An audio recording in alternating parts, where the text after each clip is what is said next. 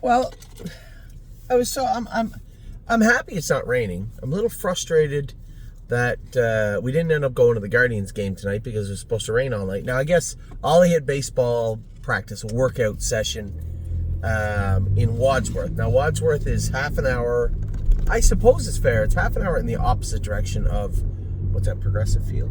Progressive Field. So it's unfair to say it's not raining in Cleveland, but it's not raining here. And In fact, it's actually sunny. It was a little bit, yeah. I'm a little more frustrated with the cancellation of the race at the Meadows, and then I get a call at 4 o'clock from Tim saying the race are canceled tomorrow also. Now, they're expecting a ton of rain, and I know they're trying to get the track ready. But here's my question. Why wasn't it ready? Right? I know that people make mistakes. Listen, we went through this a year or two ago with Northfield when they opened up that track, and it was destroyed for like 2 weeks. That was tough. I know when they dig up the track, we had the week off at Delaware, they dug up the track, and I don't really know what went into that. I can't really say, oh, they didn't do this, or they didn't do that, or they should have done this, or they should have done that. I have no idea what was done. I have no idea what should have been done. All I can tell you is what wasn't done. That was racing. So, it is frustrating to me to no end that we didn't get to race today. We didn't get to race tomorrow. Now it looks like money sits another week. JK victory with the 9-hole. Not maybe the end of the world, but still doesn't get to race. It's just a little bit frustrating. So, in other news, we got our horses ready to go for the weekend. Really happy with the way things are shaping up. Very happy with the way that Cherry's Girl trained today. Now, Cherry's Girl's in against that filly, made $250,000 this year. A couple of killers, a couple of really good horses in with Cherry's Girl, but she's coming in racing her best. So we'll get a good look at Cherry's Girl on Friday. Rico Tubbs, I opted to book off Rico Tubbs. He trained good. Everything went well this week. We had Dr. Mike go over him and do some work. It was just so close between Rico Tubbs and a 3.5-hour drive to Dayton for Uncle Danny. It was so tight. I just thought, you know what? I'm worried, and I'm not a worrisome person when it comes to being late, being on time, or pushing the envelope and cutting it close. And I was super worried. So I just decided, you know what? You're just tempting fate. Dave Palone's already won with Rico Tubbs. Let Dave Palone drive Rico Tubbs. And that's exactly what we are going to do on Friday. Saturday, Ronnie Wren is going to drive. Time is on my side in the last race. I was wrong. They go for $75,000 in the consolation of the what's it called, the Dayton Derby. Amy and I will be on our way to Kentucky. Went over a ton of videos again today. Really happy. I want to talk so much with you about what I saw and what my thoughts are in regards to the Kentucky sale. You know, I made it clear to a couple of our clients that called, and some people had bought big chunks. I see some more of the flyer bucket disappearing. I hadn't got a chance to pick up the phone. If you're waiting for me to call you, I might call you tomorrow. Now that we're not racing in the afternoon at the Meadows, I'll have the whole afternoon to do things. And I think I'm going to focus on getting those 2 buckets completely subscribed if I can as we head into Lexington. Really happy with the way things are looking. So back to what I said to our clients, saying, what do you think is the most important thing for us to do the best business we can in Kentucky?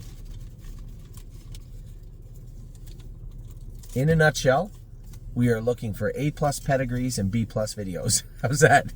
Videos sell.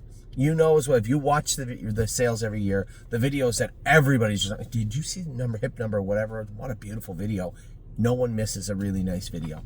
And sometimes you'll take an okay pedigree and an incredibly good video, and it will just explode into an expensive horse. So not all horses video great.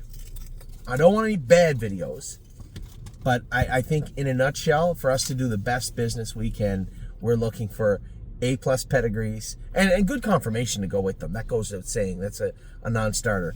Good confirmation, A+ pedigrees, B+ videos. That's what we're looking for in the sale this year. I think that's where we'll get our best work done. First crop sires, a lot of really interesting first crop sires in Lexington this year. And I think that's another place we're going to do a lot of business. So excited about the sale. As you can see, pressure's starting to mount.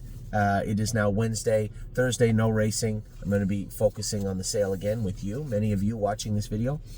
Friday, I'm racing the Meadows partially, and then Dayton. We have Uncle Danny. The other news was we just couldn't get Emerald Tom's foot 100% for the sale. Now, we were working on it, and last night, it was on the back of my mind, but last night as the draw comes out, I did notice one thing. Supermind was first also eligible. So if we weren't completely certain that Emerald Tom was going to be 100% for Friday, we had an opportunity to move Supermind in. I didn't want that to affect the horse being eligible or not. So Dr. Latessa and I had quite a long conversation, and Jason also, about Emerald Tom today. What we should do, what was fair to the horse, what was best for the stable, but it had to be what was best for that group, right? And when it came to Emerald Tom, Dr. Latessa was worried that, in fact, it wasn't a bruise, but maybe a pus pocket coming left front. And also that his GGT was still a tiny bit high. He said, listen, you know one horse is not going to be 100% for Friday, and you know the other one is. That's the best way I can put it. So we ended up scratching Emerald Tom and moving Supermind into his position. Somebody asked me, they heard me say, we're just going to castrate Emerald Tom and turn him out. Why castrate him? Sweetheart of a horse. I just don't want him to come back. When they start down that road to being a cranky stud, you really can't walk that back. That's very difficult to walk back. That's why, unless they're stallion material, which we haven't had much of yet, and they're still studs at the end of the 2-year-old season, more times than not, you'll see us opt to castrate the colts. Certainly nothing against Emerald Tom. I think he's going to have a very good sophomore season. He's a giant colt that's growing almost every day. He's had flashes where he's good, but he always tries to do his best. When you watch that mile in Delaware, he's at a gear the whole way down the lane, but wouldn't give it up and wouldn't make a break and trotted through the wire best he could. So I have a lot of respect, as you guys know, for horses like that, and I think we had a good crop of 2-year-olds, but I think a lot of those horses are going to become even better 3-year-olds. I have a lot of high hopes resting on a lot of their shoulders. So we'll see.